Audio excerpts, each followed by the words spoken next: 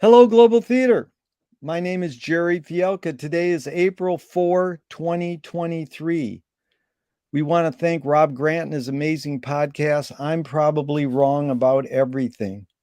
It's an honor and a pleasure to be here with Steve Anker. Steve, where in the heck you calling in from? I'm in San Francisco, where I'm living now. I relocated I basically retired and returned to the place I had been living in before I started working at CalArts in 2002. Very good. The first question, Steve, is what is the best thing for a human being? The best thing for a human being. I think the best thing for a human being is to be inquisitive, open minded, and empathetic. Oh, I love those three words. And what is your favorite form of information, how it comes into you?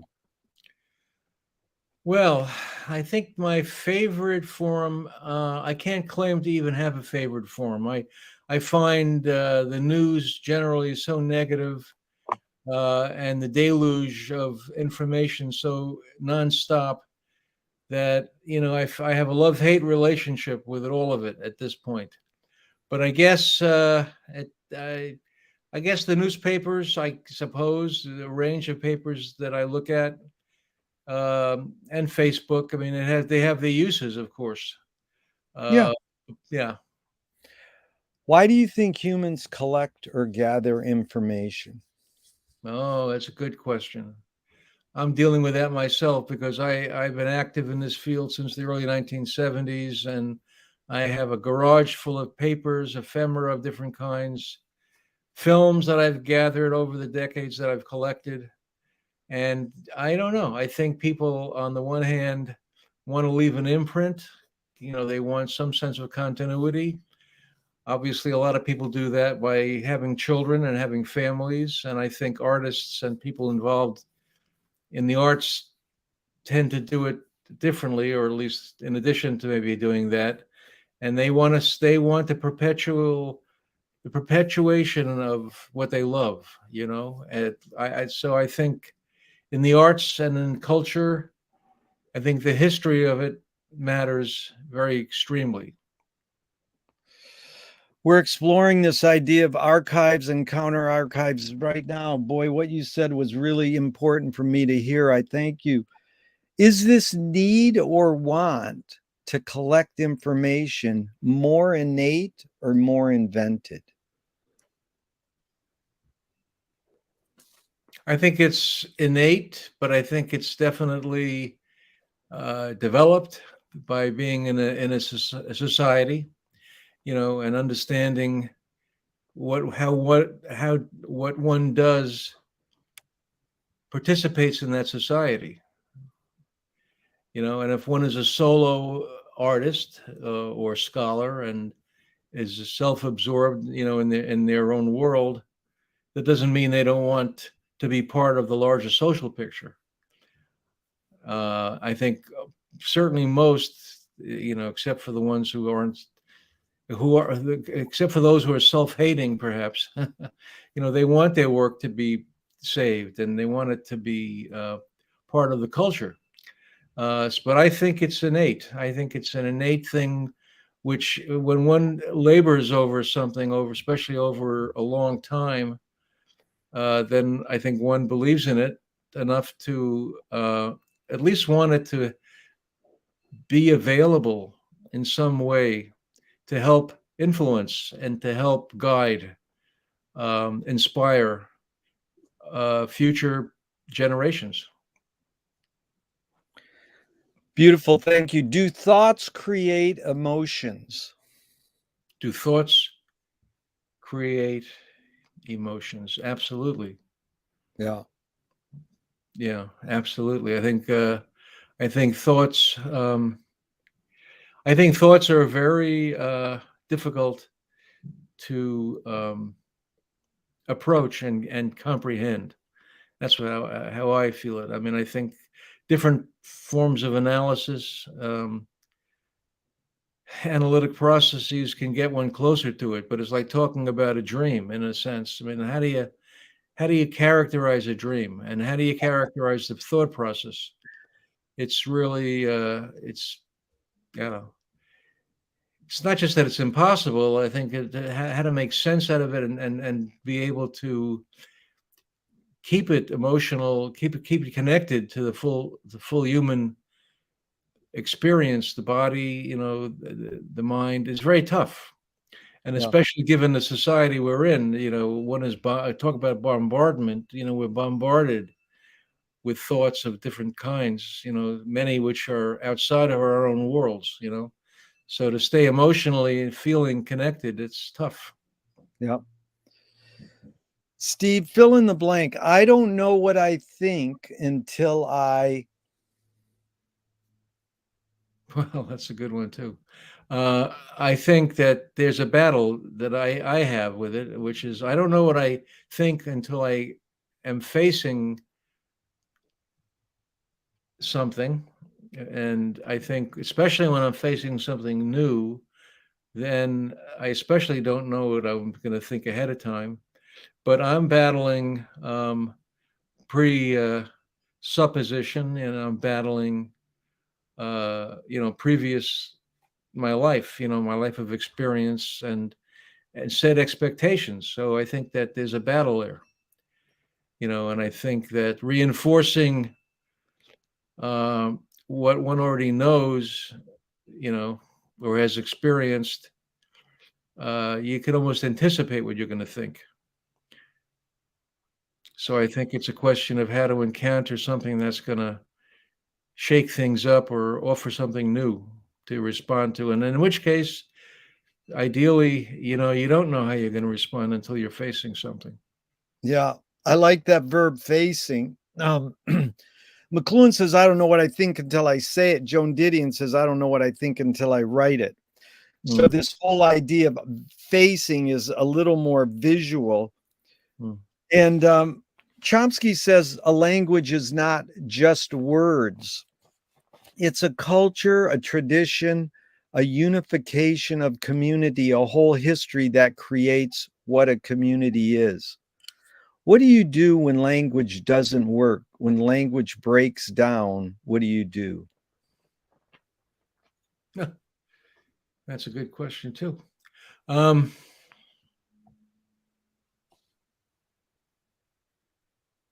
well, I would add to it when language breaks down to when it's undermined, and when it's actually uh, defeated, essentially, as a means of conveying meaning. What do you do when language breaks down? I think one, in the terms, in the kind of terms I was talking about a few minutes ago, in terms of facing the unexpected, ideally, that there is unexpected out there, that one tries to revitalize language. And if one is an agitprop, if one is some kind of a popular culture a user, right? You could do something in the art world like Barbara Kruger does, or you can, be, obviously a propagandist. Nobody's more effective at shaking people's thinking up about language than our beloved former president. But it's all to evil ends. But he's good at it. He's good at it. The other thing is, of course, there are other ways of communicating. Visual, sound. I mean, there are ways, I think, of getting through to people in ways that really offer a chance to really shake things up, to really penetrate, this veneer of the ordinary and the expected. Very good. Yeah. One friend recently said, group hug. Group hug. Well, that's an interesting thing. Your observations, this is a stupid question, Steve, but I know it's both and it depends. But your observations of humans in general, are we more thinking beings or more feeling beings? Well, I think that thinking is an active process.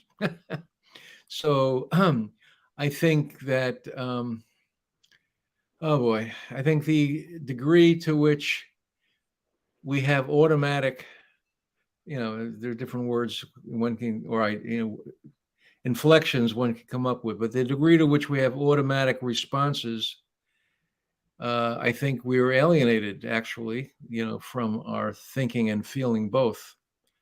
I think active thinking gets replaced in a sense, by a reflexive response. And I think that the feelings become also reflexive. So there are feelings when you go to see a blockbuster movie. We all know that the Marvel movies have a formula, and when when the formula is effective, it puts you through all kinds of feelings and emotions. But there's certainly ones that one hopes to have. Yeah.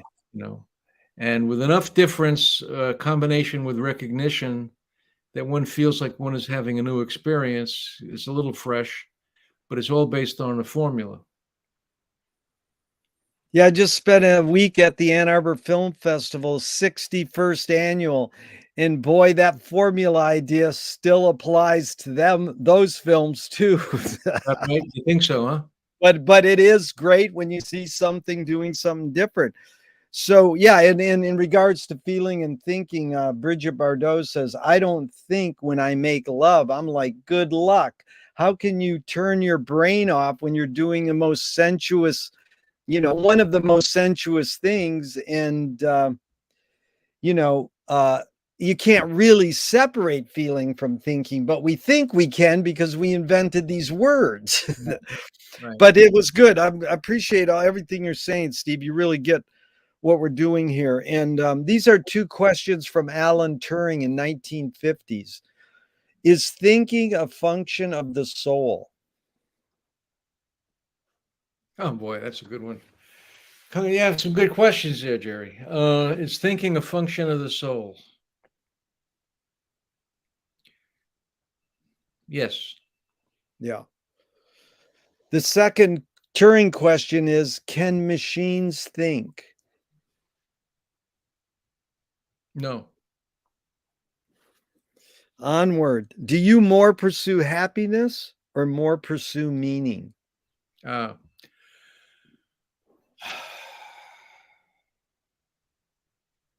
I think I have a contested relationship with happiness. I think that I think I'm more interested in meaning, but I would like to be happy, or so I think. As I get older, I'm realizing that this idea of happiness, of course, is a culturated concept. And somebody was telling me about this article I haven't read in the New York Times from 2 days ago, responding to the fact that for the sixth year in a row, Finland was selected as the country in the world where people are the happiest.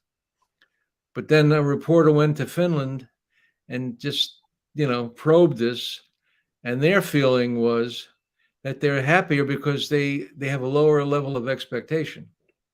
Yeah. I mean, those are my words, but that's my sense of what. Yeah, no, I totally understand. That's like the Australian Aborigines have no word for boredom. Does that mean they never get bored? No, they just probably get bored, but they don't call it, they don't have a word. But this is amazing, Steve, because I got the question from Viktor Frankl's Man's Search for Meaning, and he says, happiness doesn't necessarily last, and meaning seems to last longer. So, does the brain more detect consciousness or create consciousness? Like, is consciousness there bubbling away and we're more detecting it or more creating it? Well, I think in a way that harks back to your question about the machines. Yeah. I think that I think it. I think ideally, idealistically anyway, thinking is a creative process. Yeah. And I think that when I talk about, I hadn't thought about it quite this way myself until you and I are chatting here, but consciousness, state of thinking and consciousness, in a way, is akin to dreaming, in the sense, again, that it's an experience.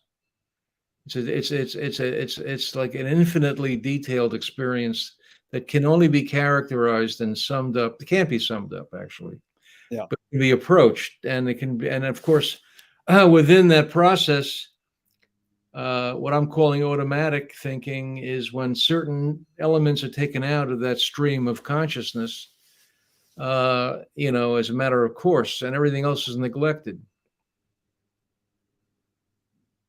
Yeah, I think that it's like breathing. We're on automatic pilot. We breathe automatically. But if you take a moment in the day and take a conscious breath, like in a yoga sense, it's Right, an amazing experience. right, right. Um, what's faster, speed of light or speed of thought?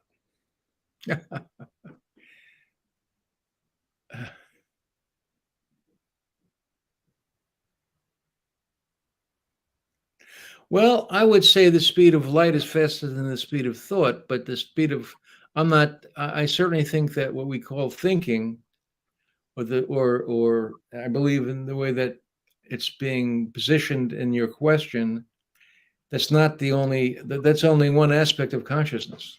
Yeah. So, yeah. Now, the question of conscious reaction, total conscious, but including bodily responses and nuances of thinking, or of non-thinking, irrational perhaps, patterns. Are those as fast as the speed of light? I can't tell. Yeah.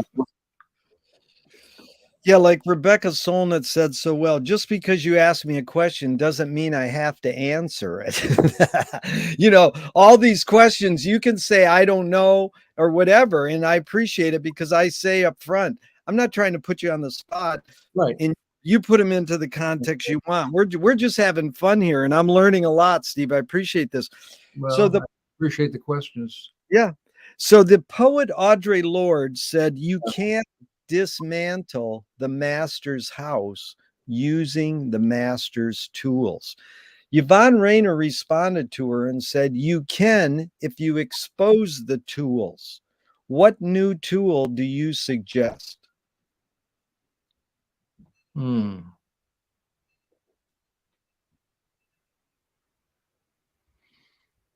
Hmm.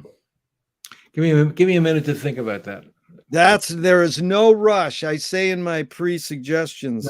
Right. Uh,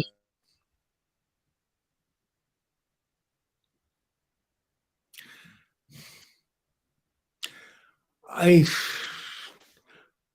in ways, I hate the web, or the internet. I hate what it's done to society, but I think it's a remarkable tool. Yeah.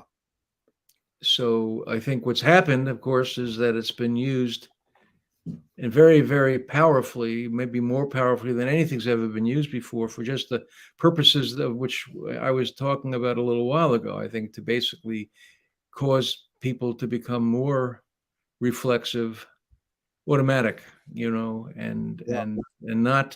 not actually think and feel. But I think it has potential, and it has shown the potential in different ways.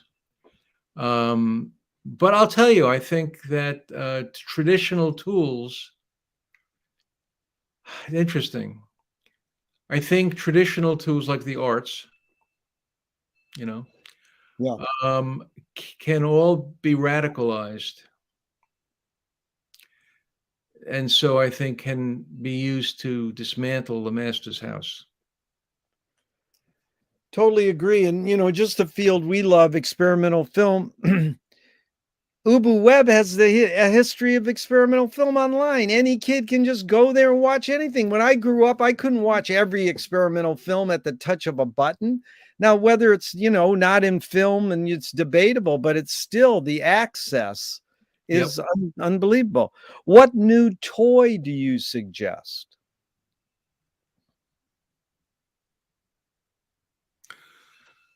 For what purpose? Yeah, and again, you put it in the context you want. It's basically a follow-up. It's what toy do you gravitate towards? It's funny because I've been asking the tool question for so many years, and then someone said something about a toy, so I started following up with giving people this other noun instead of just tool, a toy. Any toy you gravitate towards, or Well, since I'm a guy in my early 70s, I've been using, I'm slow to adapt to new toys. That said, I'm fascinated again by the potential. And I just read yesterday, one of my loves is classical music. yeah. And I just read yesterday that Apple's coming out with this mammoth streaming service, which sounds rather extraordinary. And it was reported in the New York Times, in which it sounds like virtually the entirety, or very close to the entirety, of Western music, Western classical music, including all the performances under the sun, are going to be available on your iPhone. Yeah. And I think, well, that's pretty. And of course, that's a jungle. That's more than that. It's a world. It's a world. Yeah. It's a universe. How do you navigate that? But the point is, it's available. Yeah. And part of what they're trying to achieve is are ways in for novices, or whatever, people who have some knowledge, as well as people who have more knowledge. But I think that that's a fascinating thing, actually. So Yeah. as a boy, I again have love-hate relationship to my phone. But the love part of it is there. I mean, I text, I what have you. Yeah. So I think basically we have the tools. I'm not interested in toys that I think are transitional, and such as virtual reality. I think I've seen interesting pieces, but they're more exploratory. But Yeah. I think, for that matter, I think some of the classic tools are still great toys. Yep. Well put. What do you worry about when you go to bed at night? Wow. I worry about my continuing ability to be productive and meaningful. Yeah. As I'm retired, as I'm getting older. So that's personally what I worry about. In terms of the state of the world, one can just spend their life worrying about it very easily, very, very easily. And, I have to have kind of a standoff with that reality. Otherwise, I would just be upset all day, every day. Yep. Just that. McLuhan learned from Ezra Pound, the poet, that artists are the antenna of the race. They're broadcasting and detecting the Right. hidden psychic effects of our inventions. So we might be able to learn to cope with what we don't like about the inventions. So, Steve, I asked you the question Marshall probed his whole career. Why do we ignore the hidden psychic effects of our inventions, even though the artists are broadcasting them to us? Well, that's another good question, I think.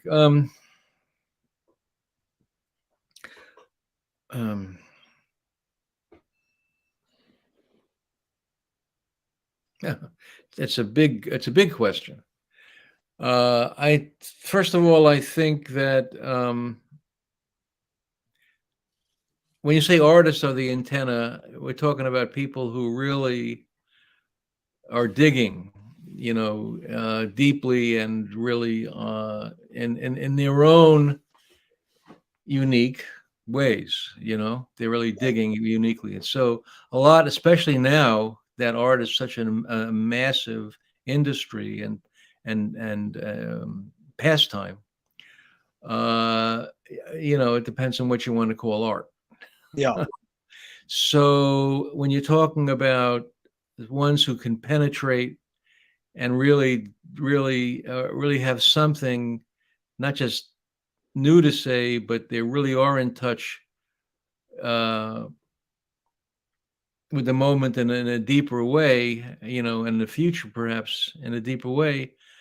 I think there's too much noise, and I think people don't want to face. It's in a way, it's like talking about, uh, the problem with the environment. Basically, I mean, the evidence is in front of us, but who's paying attention? Yeah. They need to drive their car to work or do whatever, that's, they need their cell phone. They don't realize the battery, blah, blah, blah, is, harming Mother Nature. Well, it's We're also, gonna let me just add to that, which is Yeah. to get a little political here. It's also the capitalistic system we're Yeah. in which obviously things are exist for profit and for those who can grab the profits. Yeah. Do artists have moral obligation? I think artists, well, that's, I think artists have moral obligations to their own visions. Yeah. And I think that there are great artists who are good human beings, and there are great artists who are very problematic. Yeah. Steve, can you conjure up your earliest memory ever or one of them? Well, one of my earliest memories I have was when I was in the back seat of my parents' car. It's funny you ask. One of the earliest memories, I was in the back seat. I don't think I was able to sit up on my own, and we didn't. This is way before car seats era, and I think we were driving, and I rolled over, and I see the trees passing by, and I remember having a sense of delight. That's beautiful. It was like your first experimental film. Well, Is is memory more a curse or more a blessing?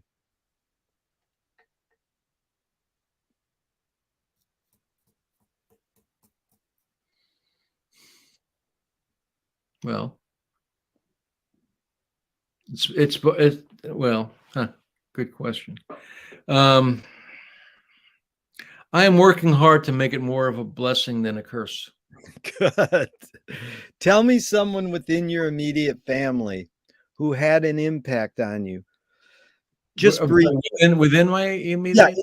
tell me someone within your immediate family, then outside your immediate family, who had an impact on you, just briefly, kind of like a role model. And what specifically was that impact? Well, my uncle was a formidable figure. Uh, he was in New York City. He was for several years the chancellor of the school system. He was like super intense, career, lifelong educator who was very severe in his expectations and his belief in perfection and his belief in ethics. But his standards were um, really difficult, and his children were able to benefit from it. But those of us on the outside had more of a problematic relationship to him. So he was, on the one hand, an incredible, not, I wouldn't call it inspiration, but model. Yeah. On the other hand, he could be suffocating. Yeah. You got the big picture there. That was good description. Now, outside your immediate family. Well, I've had a few teachers who themselves have their pluses and minuses. Ken Jacobs was my primary mentor, although we also had kind of a difficult relationship over the decades, but he had an enormous impact on my life. And then when I was a kid, I had a couple of teachers, one in particular who spent, I forget whether it was a semester or a year, going through a Shakespeare play. It was Julius Caesar. And she was kind of a brilliant, also very severe, demanding, exacting teacher, highly critical. But boy, did she give us a deep understanding of that play. And that was in 8th grade. Beautiful.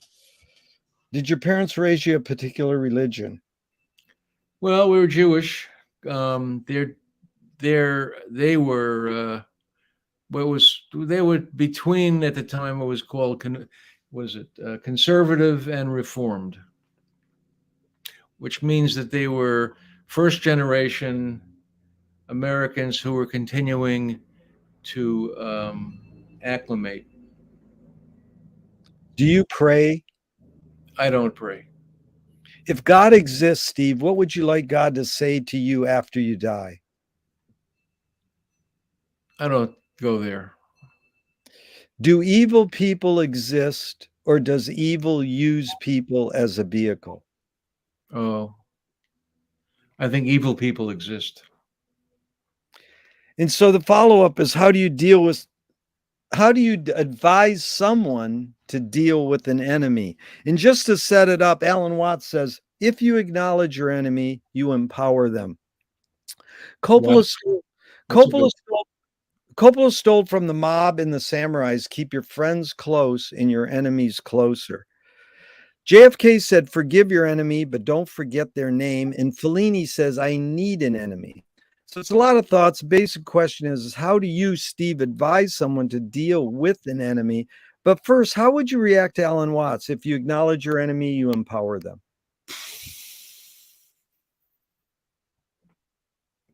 Well, that's a very interesting thought. I can't help but acknowledge my enemies, so I empower them. And I think that over a lifetime, I think I've probably empowered them too much, more than has been good for what I believe in. But I'm kind of an underdog kind of personality, mentality. It's always, those scrappy amongst us against the big overwhelming forces. It's kind of a post-60s attitude. Yeah. Which right into my particular nature. It didn't create me, but I found it. Yeah. And so I think that I think it's impossible for me not to acknowledge my enemies. Yeah. What's interesting how we deal with them in Nassim Taleb says games were created to give non-heroes the illusion of winning. In real life, we don't really know who wins or loses, but we can usually tell who a hero is. When I told them, don't think they want control. Heroes want freedom. And Gregory Bates, an anthropologist, says when the criminal gets caught, does he go, oh, my criminal skills weren't up to snuff that day? Or does he go, oh, I did something morally and socially wrong? So again, it's a lot of thoughts, but the bottom line question is, does punishment work? Does punishment work?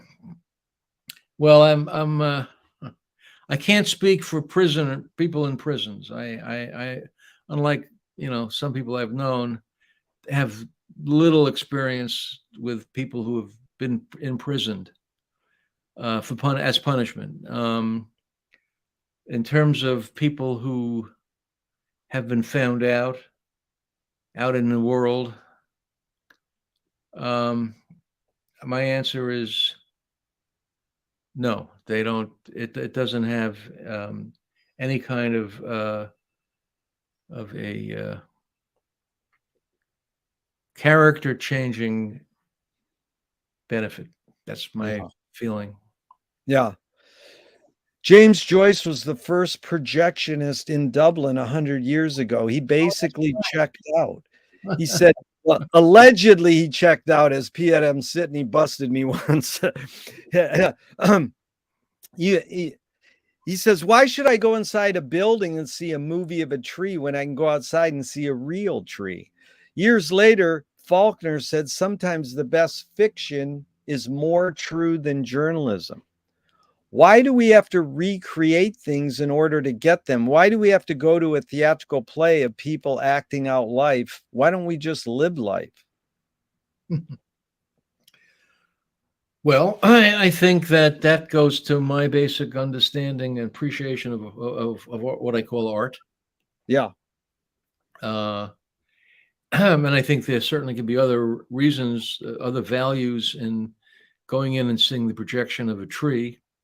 But when I'm encountering something that we were talking around it a little earlier, is really some kind of a breakthrough of how I might understand a tree, then I'm getting something that I might not have had otherwise. Yeah. Seeing with new eyes, kind of. So, Steve, if you could walk us through just briefly your calling and the tipping points, what kicked you over into these things, like being a writer, being an educator, and your attraction to experimental film. Hmm. Like, did you go to college to study particular things? And then when were you like the tipping points to pursue those particular callings? Yeah. Well, I'll try to summarize it fast. So I think when I was an undergraduate in college, it was 67 to 72. And those were the years when film was the radical new kid on the block in terms of at least the arts and in colleges, in colleges, and so within that world, most of which was concerned with the most familiar kind of film, there of course were radical edges, right? Because it was also the years in which what we call the underground film was still flourishing.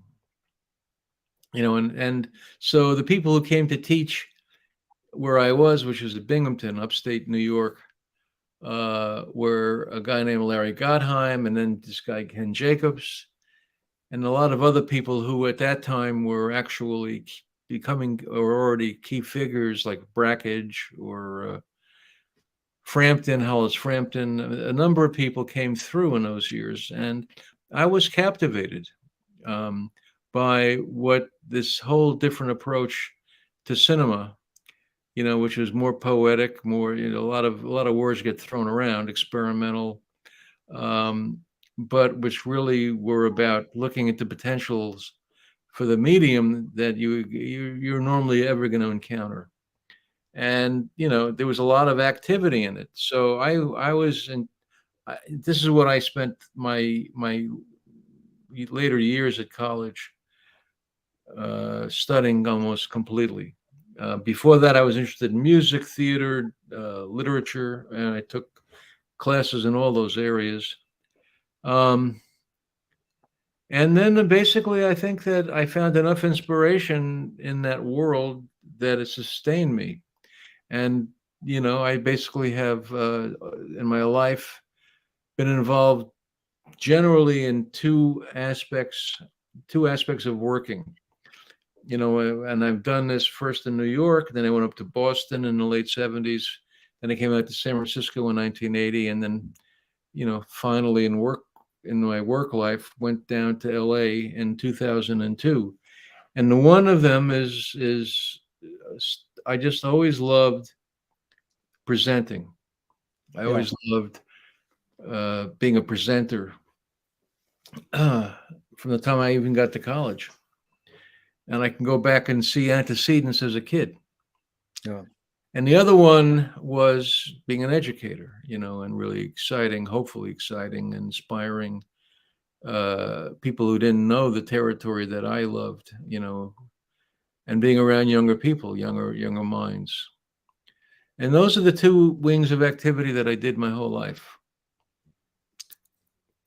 So well put. I appreciate that. And a screenwriting teacher told me great film or great art is when you can clearly see the intention of the maker. Kubrick says the opposite. Great art is when you can clearly not see the intention of the maker. Huh. Who said when you can see it? A screenwriting teacher told me Oh, I see. it's when you can see it. Kubrick says is when you cannot see it, cannot see the intention. So, what role does intention play in your creative process as a presenter and an educator?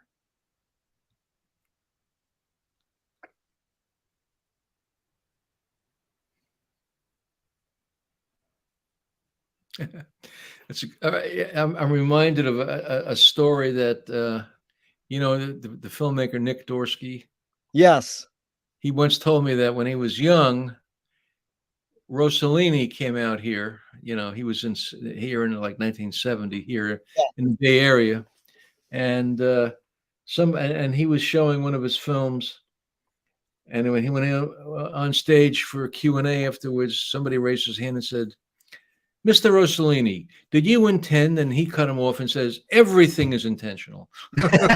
Everything is intentional. So I can't go that far, but Yeah. I would say that everything is. How do I say? I think that I have my difficulty staying on course on a day-to-day basis and an hour-to-hour basis, perhaps. Yeah. But in a sense, I'm always on course. Yeah. Well, Duchamp said there's no art without an audience. How much are you thinking of your reader when you're writing and editing a book like Radical Light, or you're you're curating a show of films for an audience? Well, that's an interesting question too. I'm assuming, well, I think they're of course, a little different, but I'd say that I'm assuming that if I'm excited by and feel the importance of something, or they feel there's something actually being articulated or discovered, that it's going to interest some people. And I believe that actually the potential for reaching people is very great, but of course, if it's ephemeral, the chances of it being a lot of people is limited. But if something has any longevity, I do believe that something of value will finally gain more and more of an audience. Now, in the case of Radical Light, it's been out of print. I think it probably sold out, I don't know how long, within a year or two. So now it goes for hundreds of dollars. So what do you do about that? I mean, young people bring it up to me. It's not that unusual for it to happen. They say, "Well, how can I get a copy?" I say, "Well, you can get the PDF, But the point is, it's not the book. Yeah. But I have to believe that its influence, it's not James Joyce. But I think that I have to assume that its influence will somehow survive, to the degree where this corner of the field that you called experimental film that we're involved with exists. Yeah. I think that it'll survive in a way, and I think Yeah. as long as it survives, even if it's in a PDF form, there'll be some young people who will discover it. Very good. And McLuhan says everything we invent extends some humanness or human sensorium. Knife and fork extend our teeth. The shutter in a camera projector is an extension of our eyelid. Even non-tangible, say religion or philosophy is an extension of consciousness. What does film extend? What humanness does film extend? Well, I think I think because film, is really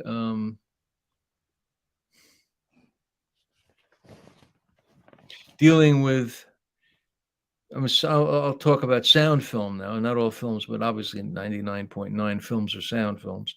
I think it's taking two of the senses and it's allowing them to be shaped into either stories or experiences, that actually educate and inform. And educate if they're great on a deeper level or deep enough level, let's put it this way, that it really affects one's total being, consciousness and unconsciousness. Yeah. It's really good. I love McLuhan said film extends your foot because you're traveling. That's good.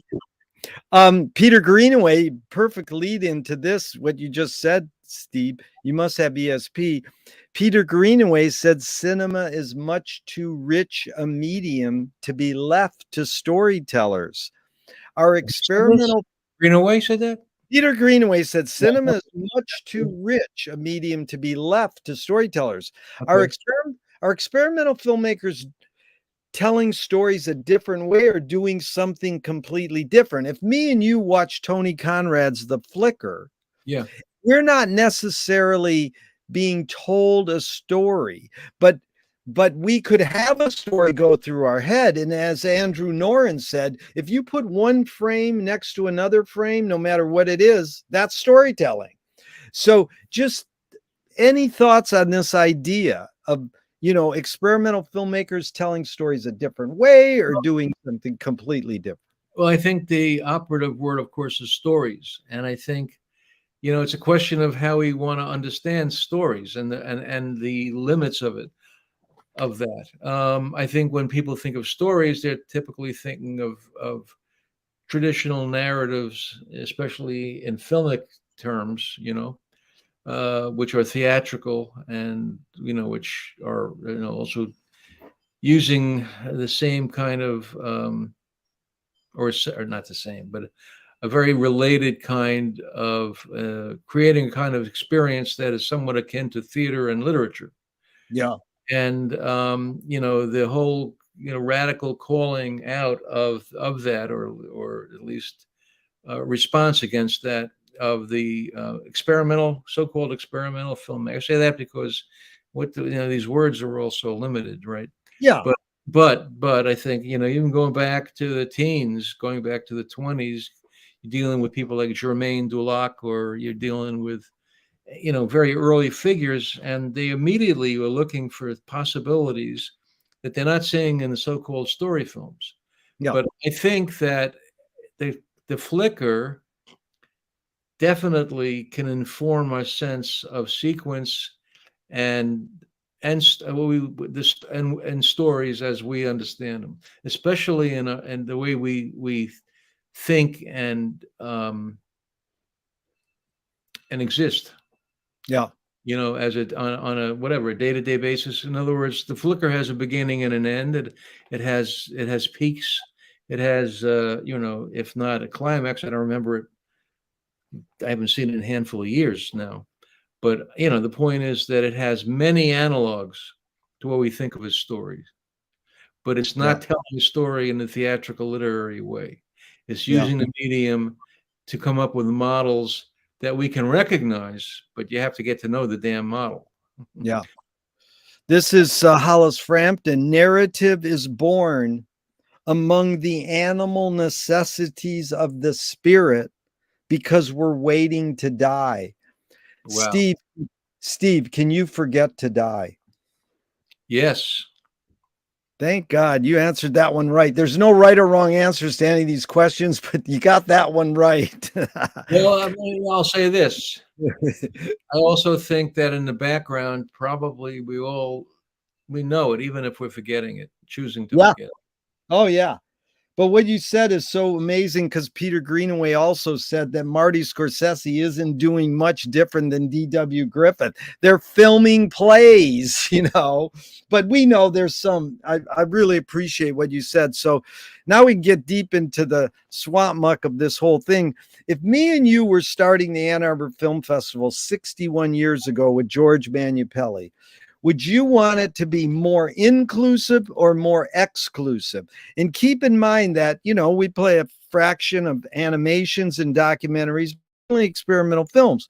When I asked Chick Strand this question, she said they were starting Canyon Cinema around the same time, and they were trying to recreate their 11-cent movie going experience by showing a newsreel, a cartoon, and then an experimental film. And Brakhage came along and says, don't show that other stuff, just show experimental films. So again, time travel back 61 years, should we be more inclusive or more exclusive? Well, I think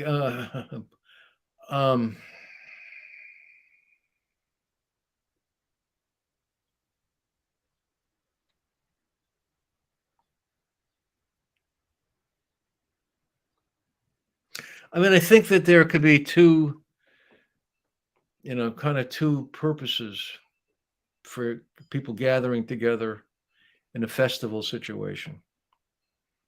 And one is just for hopefully very knowledgeable and deeply thinking and critical people to put forth programs of work that they just consider, great or strong, really strong. And I think in a context like that, there's one can certainly do it by being inclusive, but it will still be inclusive if the person doing it is really following their own developed sensibility, hopefully developed, experienced sensibility, in the sense that, they're going to be critical, and they're going to also base on the work that they've seen and has moved them the most. The other purpose for a festival, is to, in fact, celebrate certain kinds of work. Yeah. There certainly can be documentary festivals and animation festivals, and, but all these definitions, if they're really seriously, how do I say, if they're really creatively approached, they have very loose boundaries, porous boundaries in many directions. So I would say that something like Ann Arbor, I think in 61 years ago, there probably were no festivals or few festivals in the world, that really celebrated what we call experimental film. There was the one I'm aware of, NACE, of this, that's how you pronounce it, and was that Belgium? Or, that's where certain films first showed and made an international impact. So I think it's a question of purpose, but I also think that even if you are choosing the more narrowly defined kind of genre, I hate to use the word genre, but I'll throw it in just for brevity, because I don't think experimental is a genre. Yeah. But I think if you are looking at focusing on something like that, hopefully there will be surprises in how it's defined. That is an amazing statement. Experimental is not a genre, because it follows this, Steve. What are the services and disservices of marginalizing or ghettoizing experimental film? When Jackson Pollock was on the cover of Life magazine in 1949, regular people could start developing an aesthetic on experimental painting. There was no Bruce Conner or Maya Deren on Life magazine covers. I've found that it's generally privileged, entitled, I call them rich art kids, who develop an avant-garde aesthetic and dominate the experimental film world. Any comment? Can you say that again? It's mainly like entitled rich kids, art museum kids, kids who go to art museums, who dominate experimental film. I disagree. Okay. Yeah. Actually, in fact, there was just a festival this last weekend in San Francisco called Light Field, Yeah. and it was remarkable in some Yeah. ways. It was all 16 millimeter. I would Great. say that it was beautifully projected and presented. It was in a large loft called the Lab, Yeah. but it was done beautifully by these young projectionists. That is the presentation, and it was 4 nights, and it's a collective called the Black Hole. I Uh, know 'em. Yeah. yeah, and No and more. Yeah. several of them, I forget 6 or 7, maybe 7 or 8 of them, each curated a different program. Yeah. So there were a couple of tributes to artists, but aside from those, these were all group shows that individuals from that collective did. And I would say I was one of maybe at most a half a dozen people over 50. Yeah. And I would say the median age, if it was probably in their high 20s, low 30s. Yeah. And I can guarantee you, because I know several of them, that these are either working class, middle class, uh, young people who, various ways, a lot of them through institutions probably, discovered experimental film and are just impassioned. They're in many cases, it's the main thing in their lives. They're devoting, and some of them have been doing it, for 10, 15 years now, and they know so much. It's amazing. Now, these are not rich kids. Yeah, I know that guy. I've asked the head of Black Hole Cinema all these questions I've asked you, and I really respect what he's doing, and that was a good answer. What do you think the motive of the cave artist was? Your hunch or your guess?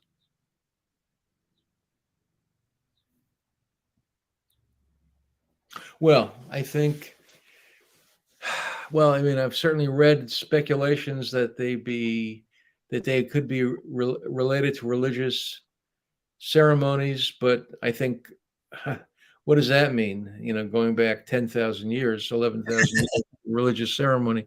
I think that they were motivated. They were possessed, by a passionate desire to see if they could actually render what they were seeing out, this major part of their lives, in a non-realistic, way. I Yeah. mean, what there was nothing realistic that you could do then, I suppose. But the point is that they were possessed to sort of want to, so to speak, express themselves. What's more important, conviction or compromise? Oy. Well, I think there's no question that conviction is. But I think compromise, it's a question. Compromise is a word like, I don't know. It's a little like evil, in a sense. And, well, not really. I think compromise, probably anybody who's really being truthful amongst, I don't know what to say. I think compromise is a part of life. Yeah. It's a question of how one chooses to do it, when, and then what's the underlying motivation and guiding, forces. I was a dean for 12 years, and I'm compromising. I never thought of compromise. I thought of how to achieve what I wanted to achieve. Yeah.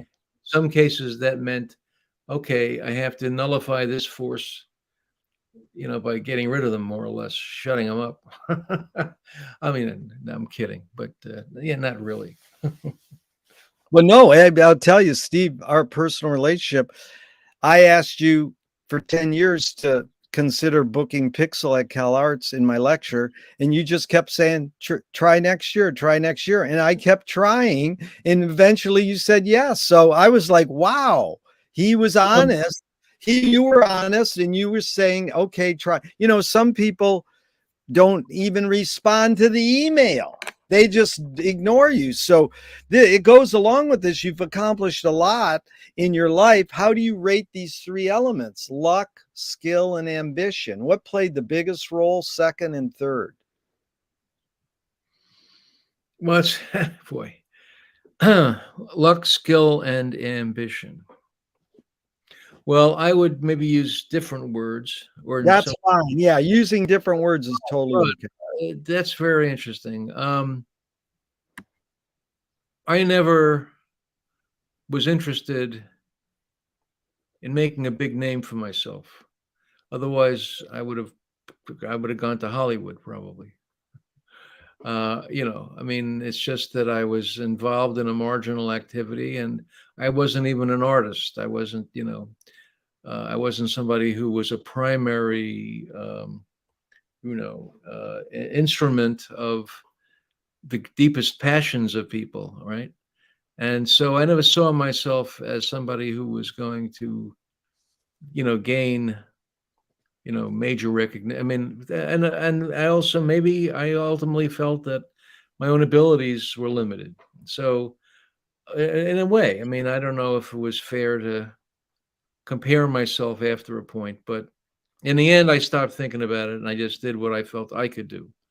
But in terms of luck, I think opportunities, Yeah. definitely. I found myself any number of times at points where opportunities presented themselves. And I think in terms of ambition, I would say rather than ambition, in my case, I would say it's perseverance. Yeah.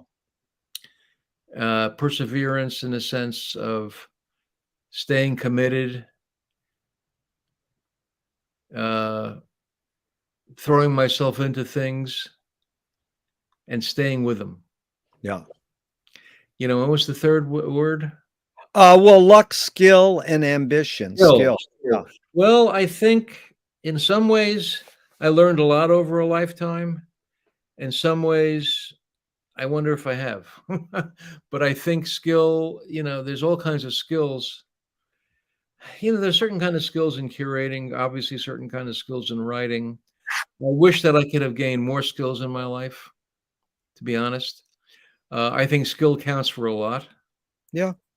But I think that what's called talent, which I think is an obfuscating kind of a word, we're talking about something that really moves on the deepest levels with conviction, and a word that I don't use much anymore, but I still use it. Vision. Somebody really has a sense of vision. Yeah. So to me, those stand in for skill and ambition.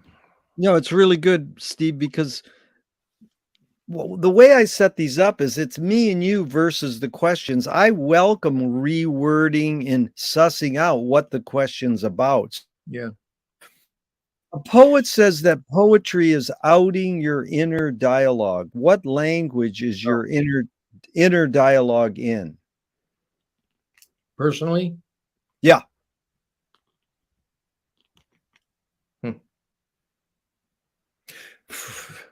For me, my inner dialogue is psychological and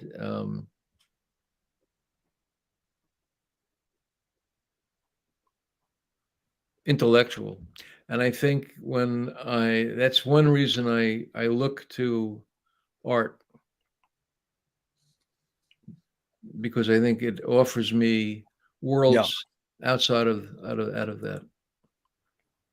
I think go ahead. Yeah, no, go ahead. No, I think if I were somebody who generated, who thought or existed in more sensory terms, for example, I might have been more inclined to be an artist. Yeah. But listen, this is Abigail Child, great experimental filmmaker. I says, what what language is your inner dialogue in? She goes, I wish I knew. Which I love that answer because, people say, oh, it's visual or it's my mother complaining or blah, blah, blah. George Manupelli's mantra was ignore yourself. Jonas Mika says there is no self-expression. And Cecil Taylor, great jazz pianist, says, I'm just a vehicle and this stuff just comes through me.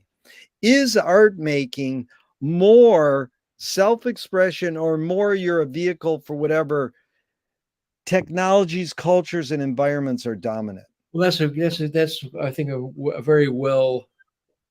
a good question, the way you phrase it.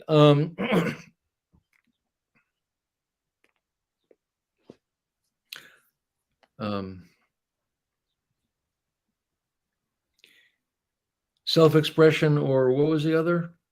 Or you're a vehicle or a Right. conduit for, technology, environment. Or with Jason Taylor, I think artists are instruments. Brakhage certainly always talked in those kinds of terms. Although people saw him as pompous, bombastic, what have you, all of which he could be, but he could also be inspiring. But he always talked about himself as a vehicle, I think. And I think that, so I think if you're talking in those terms, then the idea of self-expression takes on a different meaning because, of course, it's self-expression because there's nobody like Cecil Taylor. Exactly. His objective is not to prove that he can express himself. Yep. You got that one good, Steve. The hidden question really is, can art making be egoless? Yes. Yeah. Is perception reality?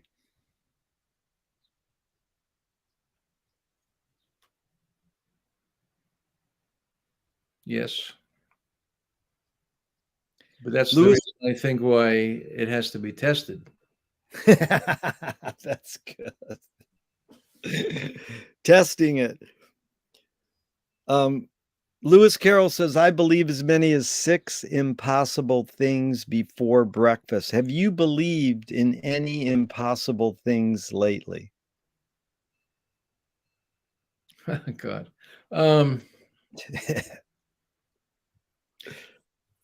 I can't answer that. That's that one I'm kind of stumped by because my tendency is to say no because it's more the jaded part of me, but then I really don't believe that. Good.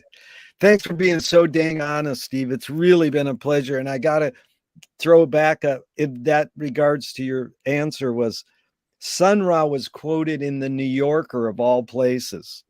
The impossible attracts me because everything possible has been done and the world didn't change. Right. That's good. Tell me one major element of your Steve Ankerness, your creative spirit, your go get 'em dedication. One major element that stayed the same and one major element that's changed in the years you've been doing this.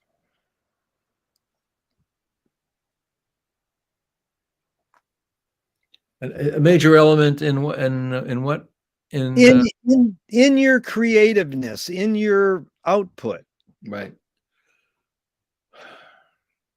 Well, I think I'll start with what hasn't changed, which is my belief in the kinds of activities I described, that I've done my whole life.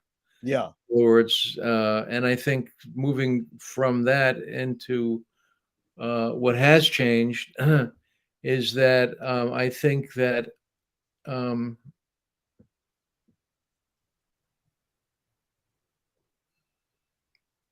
I think that I always believed that there would be innate value in what I cared about that others could really also discover and love and be inspired by, or this is be inspired by. And I think over the years of doing this, I've just seen that to be borne out more than I might have even guessed. Wow. More so. That's good. That's encouraging. So Moshe Feldenkrais works with healing and movement. He says it's literally possible to identify a weakness and incorporate it to become a strength rather than we're normally taught to overcome a weakness. Yeah. Tell me a weakness you turned into a strength.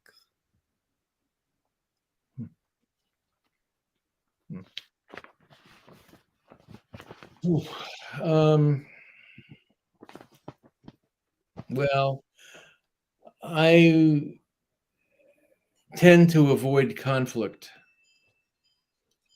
And in doing that, others manifest, others people manifest themselves. In a sense, it's as you were asked earlier about empowering your enemy, Yeah. and in a sense, I empower my enemies, but I also feel that I learn how to struggle with them. Yeah. And I think I've learned a lot about that over a lifetime. Steve, that's one of the most important lessons I ever learned. I studied conflict resolution years ago. And I always say, why don't they teach that in high school to kids or grade school? And my friend said, now they do. And I learned that conflict resolution is me and you versus the problem. It's not me versus you. We've got to work together to solve this problem. Well, So, that's the reason I took the job at CalArts. I mean, I didn't want to go in there as many, if not most, I don't know if fair to say most, but many people who are becoming bosses or leaders of something, and they want to recreate things in their image, according to their whatever. And that's not where I'm coming from. To me, it's a question of helping people become the best and most of what they can be. beautiful. Anger can be a productive emotion when fill in the blank.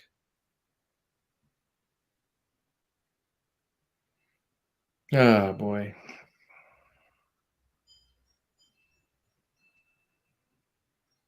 Well, that's something that I've also learned a lot about over a lifetime, and at the moment I seem to have changed. And my teacher, Ken Jacobs, is like the master of anger. He's totally motivated by anger.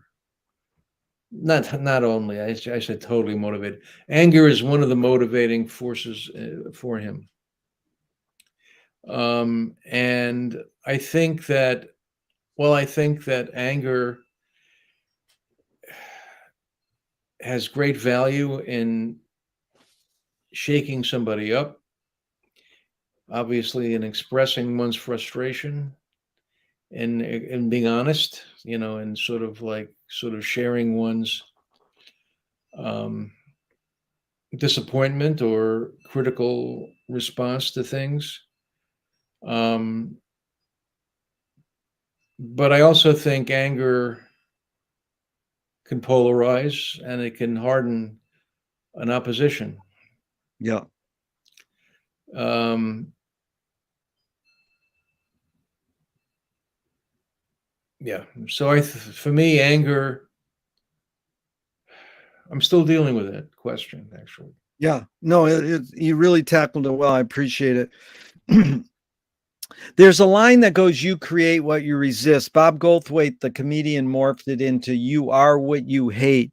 In fact, James Joyce said it's a curious thing how your mind is super saturated with the religion in which you say you disbelieve. And Louis Buñuel nailed it. He said, thank God I'm an atheist. So this line, any thoughts on this line, Steve? You create what you resist. I'm not saying you, Steve, but one creates what one resists. Any thoughts on that line? Hmm.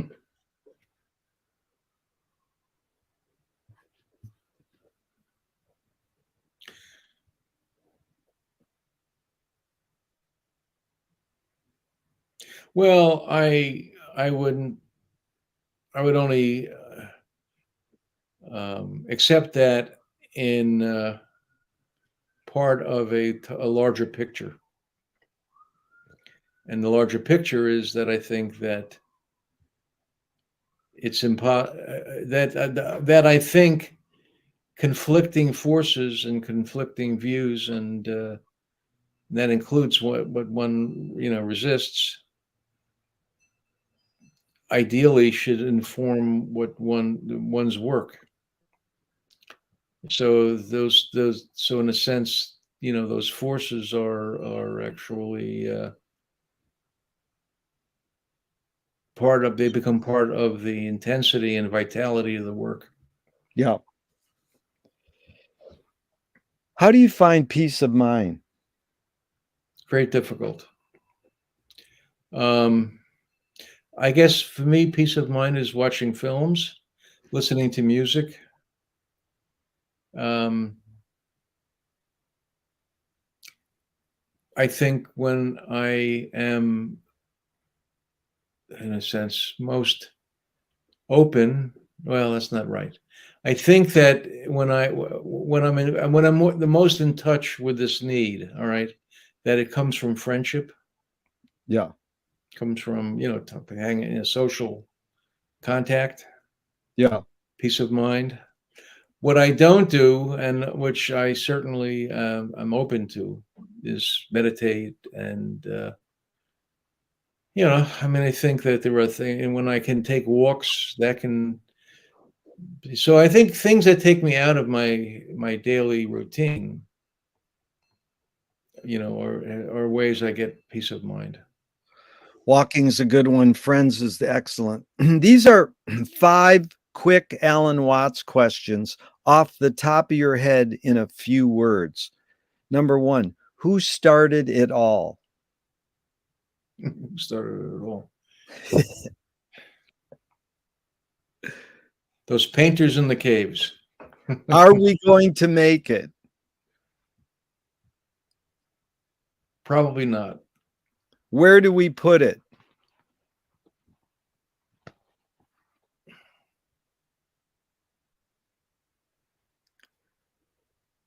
That one eludes me. Who's cleaning it up? I think there'll always be a lot of people who are trying to clean it up. 5, is it serious?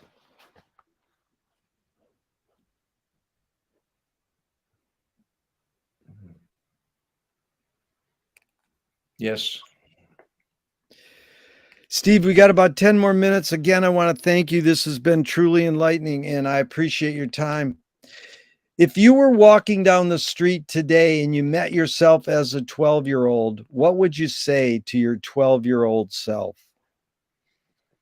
God, I would say don't be so quick to come down hard on yourself. Yeah. Which way should toilet paper come off the roll, over or under? I'm an under type person. If a publisher was to release your autobiography off the top of your head, what would the title be? God. Well, I think of titles. I think of epitaphs a lot, but titles of my biography.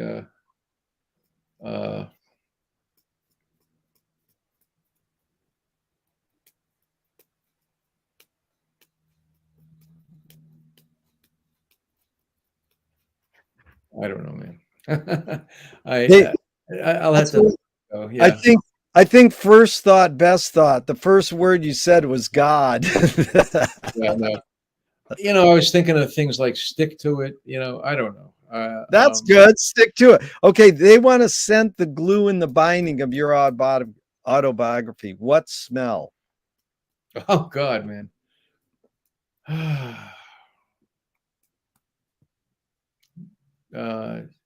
Jasmine. If a statue was built in your honor, where would you want it displayed and what would it be made of? I wouldn't want a statue in my honor. That's fine. Steve, tell me something good you never had and you never want. A yacht. No, I'm just joking there. That's okay. I What get that answer. I get that answer a lot. I get, the three answers I get the most: money, fame, and heroin. money? Oh, it's that's interesting. That's interesting. Um, give me a minute. Yeah. Um,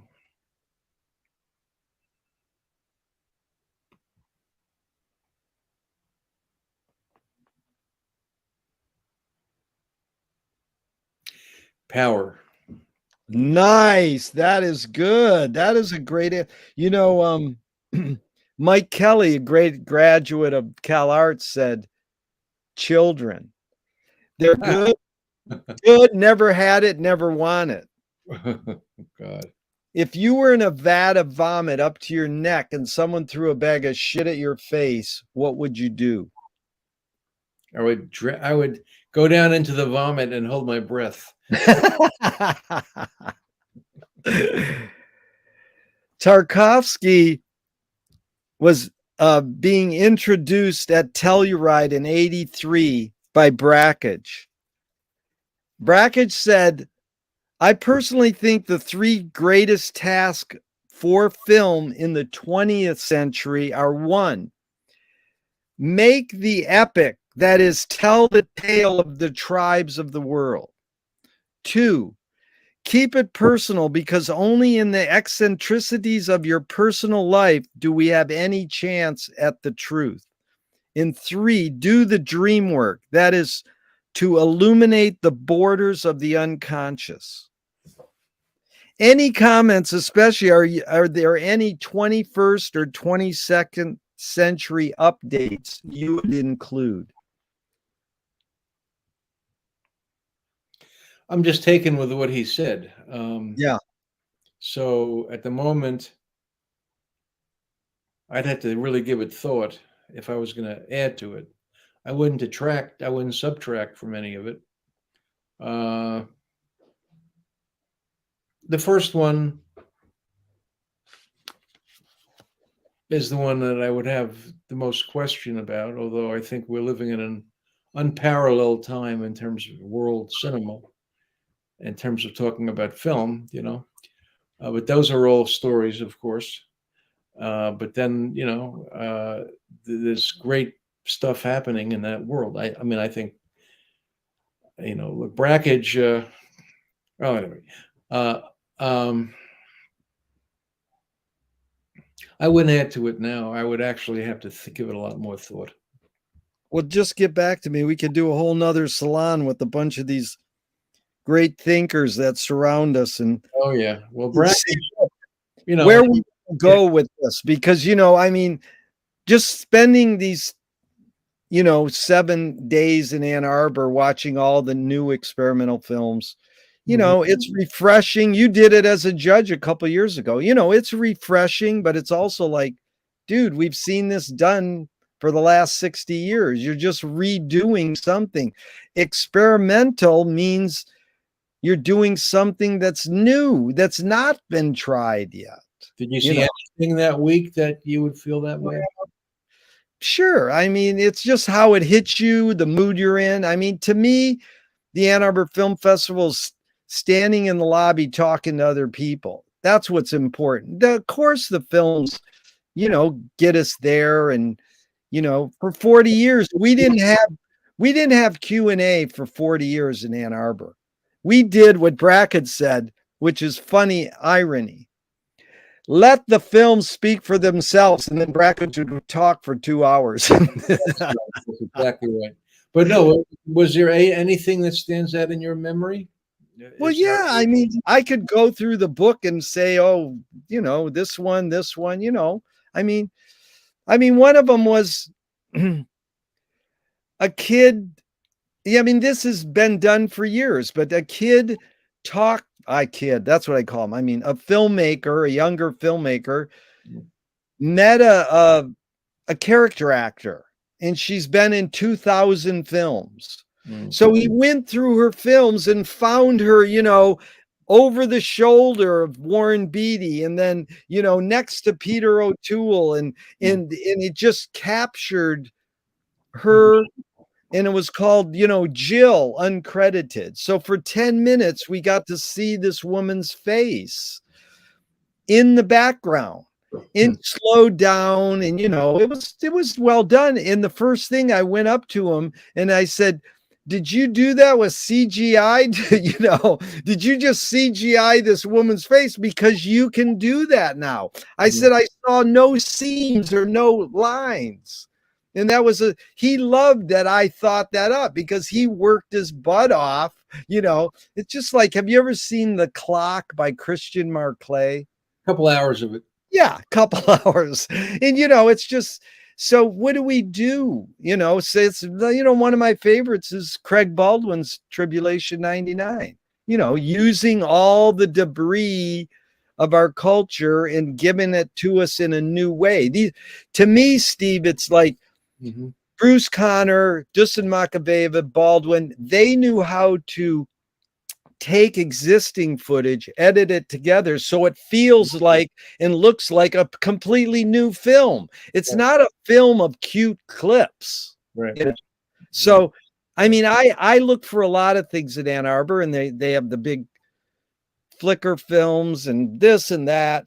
I mean, again, I was glad that they had you as a judge one year, because the judges' screenings are the best part of the festival, because you get this consolidated sense of someone who's really tuned into this. So, it's, I mean, do you go to Crossroads every year? I go to some of it. Last year I wasn't able to make most of it. I had to go out of town, but Yeah. I try to go to at least, if I'm in town, let's put it like that, then I try to go to at least a few of the programs, maybe 4 or 5 of them. There's a lot of them, Yeah. So anyways, just about 3 more questions and we're out of here. But the first question, just to follow up on that little discussion, is how has experimental film, how has this kind of film that you have focused on, radical light films, how has that shaped your behavior? Well, I think it shaped my behavior in the sense that I come out of, no, I'd say at the earliest time when I was involved in it, it was marginal, and it was seen as conflictual, and it was to be involved in it, one understood oneself was a rebel in order to do that. And I think that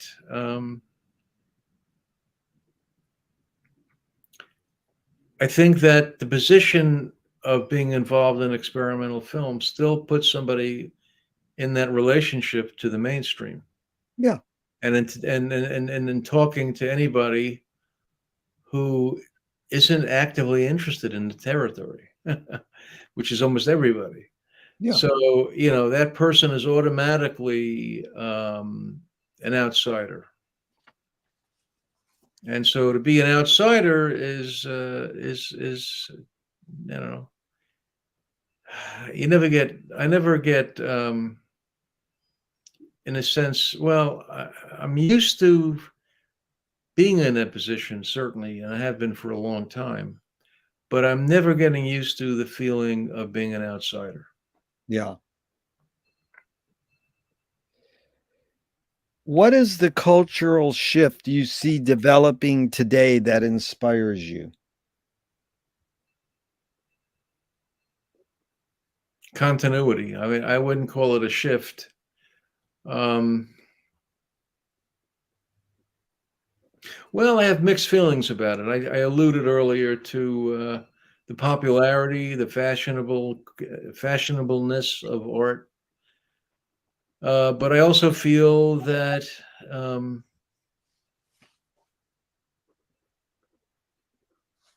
it's a double-edged thing. I think that there are more people, even if I can't speak percentage-wise, but there are more people now probably who find value in art across larger sectors of the society. Probably. I mean, I I'm also cynical about it because a lot of it is just is clearly trendiness. But I have to believe that there's also a larger number of people who are getting it on a much deeper level than there might have been in the past. Yeah. Um, I hope so. I hope so.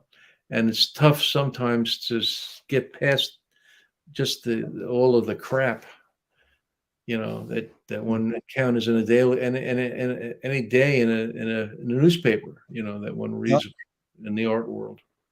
But anyway, so I think it's also very disturbing that art's cut out of lots of curriculums now, especially K-12 apparently, and colleges are, like the Art Institute up here closed, that a lot of Wow. I art. didn't know that.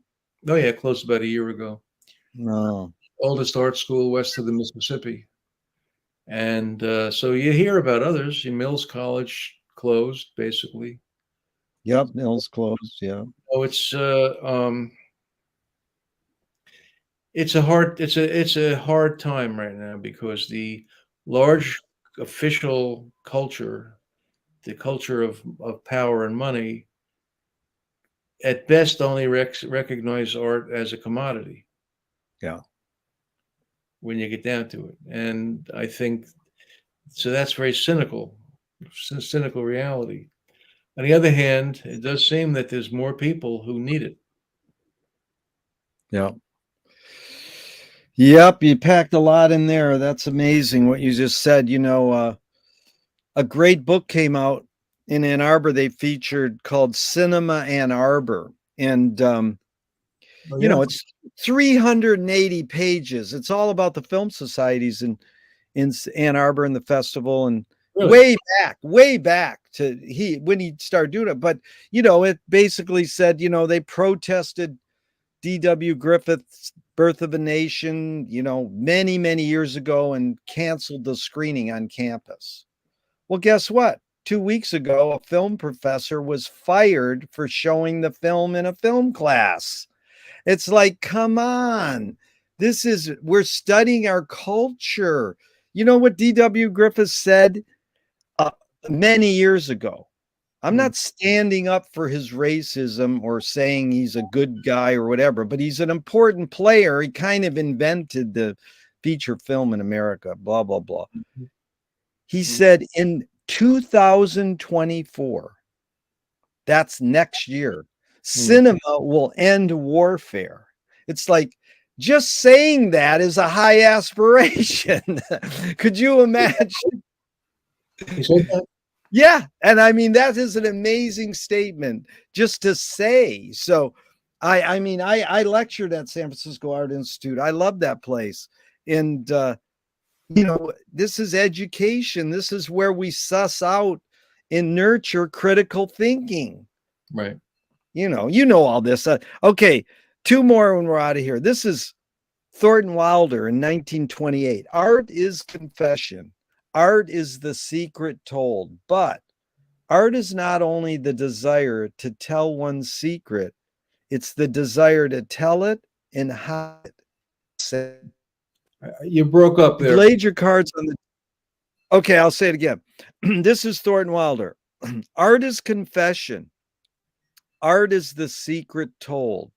But art is not only the desire to tell one's secret, it's the desire to tell it and hide it at the same time. That's funny. Steve, you've laid your cards on the table for over 90 minutes. I'm not insinuating you haven't already answered this. No, I didn't get it. What's it really all about for you?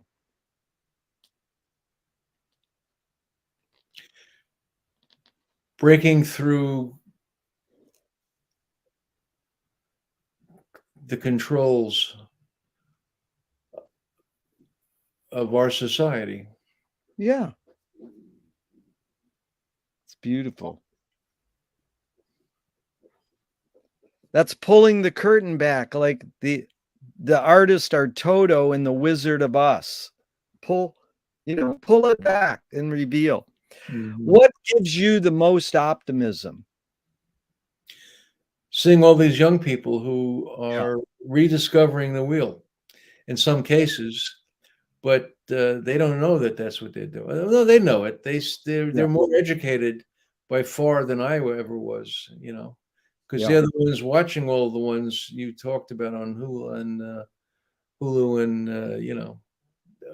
whatever. I mean, they're just amazingly educated, and there are a lot of them. And there are curators, there are artists, there are writers, there are critics, and there's like a whole sea. There's a sea of them, and it's international.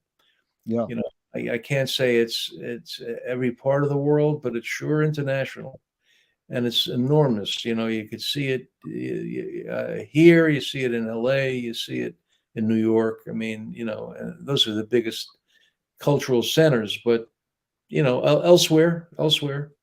Again, as I just said a few minutes ago, I think there's a great need for it, and I think that to me that's optimistic. Is seeing, I just saw these programs at this 16 millimeter film festival, and I'd say the average audience was between 100 and 150 over, which Amazing. is not a large. I mean, what does that mean in Hollywood terms? But it's where are they coming from? They're not, they're well. Anyway, it's another question. But Well, no, it's a good statement. I mean, I've shown experimental films for 50 years, and you're lucky if you get 10 or 15 people. And if you get 60 or 80 or 120, it's great, absolutely, It's important. And that's encouraging, Steve, because that's the answer I get the most. What gives you the most optimism is people say, young people, the youth. This is a consistent thought that amongst all these people I interview. And I just wanted to review the first question is what's the best thing for a human being? And Wilhelm Reich said the best thing for a human being is another human being, which really resonated when I asked you about finding peace of mind. You said, friends. yeah. And the last question I asked, what gives you the most optimism, is what they asked Groucho Marx at the end of his life. And he said, other people. Oh, is that right? Yeah. So again, it's like I really appreciate spending this time with another person, especially someone like you who's affected my life. And I appreciate all your Appreciate that. your curation and your books and all the discussions we've had over the years. So Great. thank you so much, Steve. I appreciate you asking me to do this, and certainly I've never had an interview with these kinds of questions in my life. Well, I'm glad we had this time together. And even though I'm going to hit the end broadcast button, I hope our discussion can keep going on forever and ever. Jerry, and I'm glad that you're doing this after decades. Thank you so much, Steve. Thanks a lot.